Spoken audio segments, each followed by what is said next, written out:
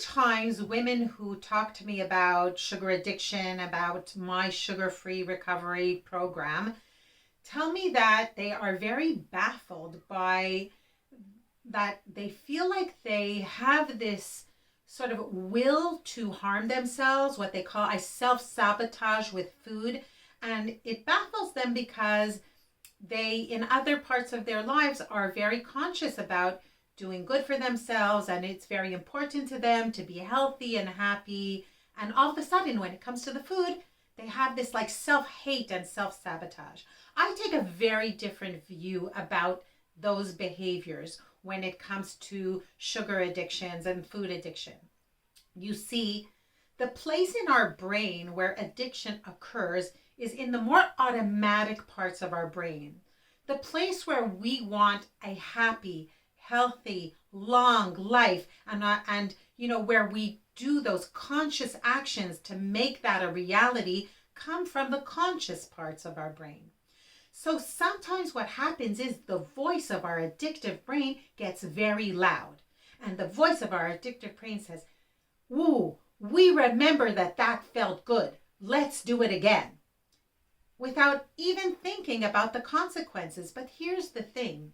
And here is where, if you feel that way about like that you self-sabotage with food, I want you to think about what I'm saying now. That voice and that power that moves people to eat in a self-destructive way is not necessarily out of self-hate or out of a desire to self-sabotage. Many times it's just that part of the brain is not where logic is. It's not where self-love lives. It's not where the real me, right? The Tsippy that wants a healthy, happy, long life. That's not the part of the brain where that exists. The only thing that exists in that part of the brain is this like sort of eat, mate, kill.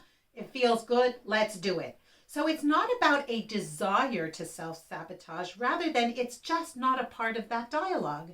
It's just not there in that part of the brain that pulls us to those addictive foods, right? That if we're more sensitive to the addictive character of these sugary, starchy, ultra-processed foods, then that voice that says, let's have, it's not let's have because we want to harm ourselves. It's let's have and we don't care. We don't care if it's good or bad, if it's healthy, if it makes you healthy or sick. We don't care if it makes you alive or dead.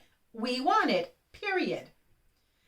When we realize that, then we can also be a lot softer on ourselves to understand where that voice is coming from. And maybe also this would make more sense to you if you are somebody who actually cares a lot about yourself and cares a lot about taking good care of yourself and being healthy, and then you have this like absolutely incomprehensible behavior just when it comes to the food. So it may not be an emotional issue of self-hate. It may just be that automatic thinking that comes from the automatic parts of our brain, which is where the addiction occurs. And then we find ourselves doing things that are absolutely not aligned with our values and our beliefs and our desires for ourselves and our life goals. So understanding that part, that inner talk, where that voice comes from, and that it comes from a place of the brain where just like wanting good for myself just doesn't exist, then it might relieve you a little. So that still doesn't bring us to how we change it. Well, that's what recovery from food addiction is all about. It really is a lifelong journey. It is a project about also eating the right foods that don't overstimulate that part of the brain, but also changing that inner talk and inner dialogue so that when that voice comes up, we know how to answer that voice or how to make that voice quieter or make it disappear completely many times for long periods of time. That's what sugar-free recovery is all about. And you can check that out in my new site, www.zedlivne.com. The link will be in somewhere here around here, this video. And you can reach out to me if you want to learn about how to live in sugar-free recovery. See you next week on Sippy's Weekly Message. Bye-bye.